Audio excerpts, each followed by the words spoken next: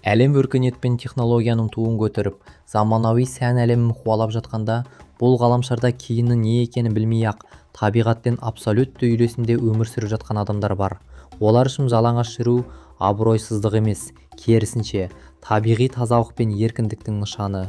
Бүгін біз Бразилияның қақ ортасындағы заманауи киімнен бас тартқан жұмбақ Шингу халықтарының өміріне үңілеміз. Жалпы таныстыру. Көптеген адамдар Шингуді бір ғана тайпа деп ойлайды. Бұл қате түсінік. Шингу Амазония тропикалық ормандарында Шингу өзенінің бассейнін мекендейтін 16-дан астам әртүрлі этникалық топтың бірегей одағы. Олар мыңдаған жылдар бойы сыртқы әлемнен оқшауланып, өзіндік тұрмыс салтын, мәдениетін және табиғи тепе-теңдігін сақтап қалды. Этникалық тарихы. Археологиялық зерттеулерге сүйенсек, Шингу аймағында адамдар 12 ғасырдан бері мекендеген. Батыс өркениеті бұл тайпалармен тек 19 ғасырдың аяғында ғана алғаш рет байланыс орнатты. Ал 1961 жылы ағайынды Виллаш Боас зерттеушілерінің бастамасымен Бразилия үкіметі мұнда елдегі алғашқы байырғы халықтар қорығын Шингу ұлттық паркін құрды. Бұл шешім жүздеген жылдық тарихы бар халықты жойылып кетуден аман алып қалды.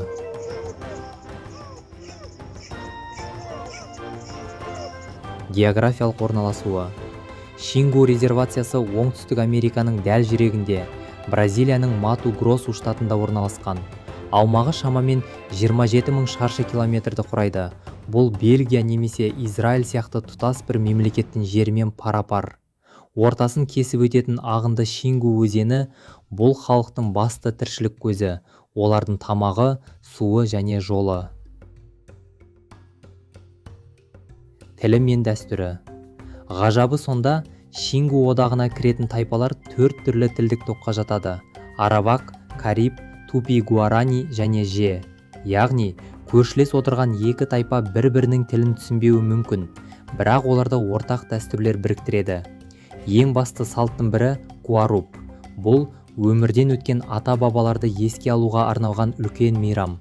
Осы мейрамда ер азаматтар хука-хука деп аталатын дәстүрлі белдесуде бақ сынайды. Денелерін табиғи бояулармен өрнектеп, күш сынасу олар үшін батырлық пен абыройдың символы.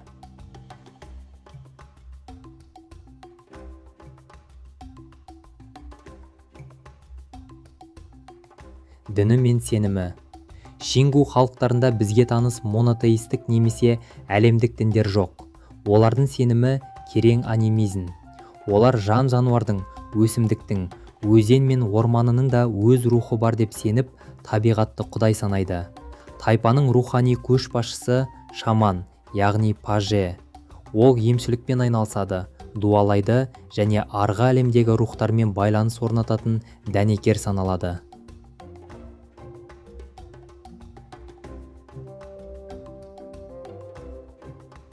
Саны мен экологиялық қауіптер.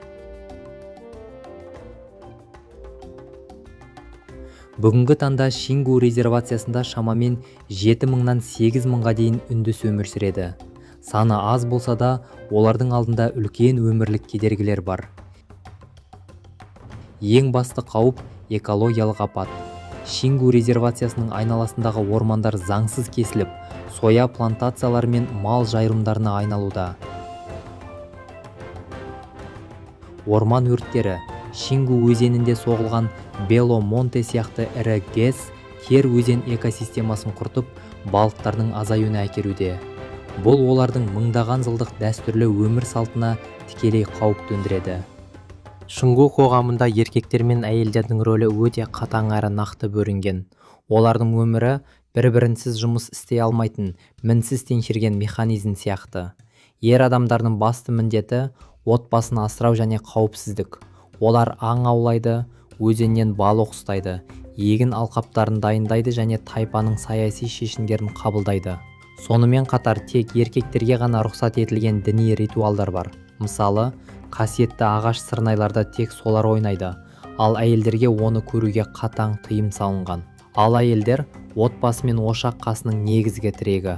Олардың ең күрделі әрі күнделікті жұмысы құрамында уы бар маниок тамырын өңдеп, одан негізгі тағам дайындау. Бұл үлкен шыдамдылықты талап етеді. Одан бөлек әйелдер ғамақ тоқып тұрмысқа қажетті қыш құмыралар жасайды. Некеге келетін болсақ, жастардың тағдырын көбінесе ата-аналары шешеді. Қалыңдықты кішкентай кезінен таңдап қою дәстүрі бар. Тайпа көсемдері мен беделді жауынгерлерде бірнеше әйел болуы, полигамия, қалыпты жағдай. Дегенмен шыңғу отбасыларында патриархалдық қатыгездік жоқ. Еркек пен әйел арасындағы қарым-қатынас терең құрметке негізделген және үй шаруашылығында әйелдің билігі толық жүреді.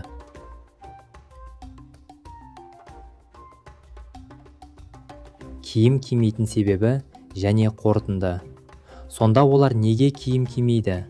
Биологиялық тұрғыдан бұл Амазонияның аптап ыстығы мен жоғары ылғалдылығына бейімделу.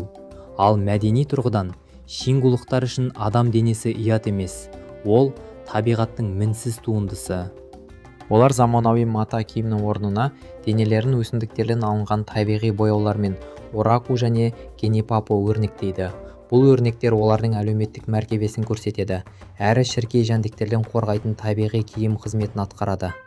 Шингу халықтары біздің ғаламшардың табиғатпен қалай тату өмір сүруге болатынын еске салатын тірі ескерткіші.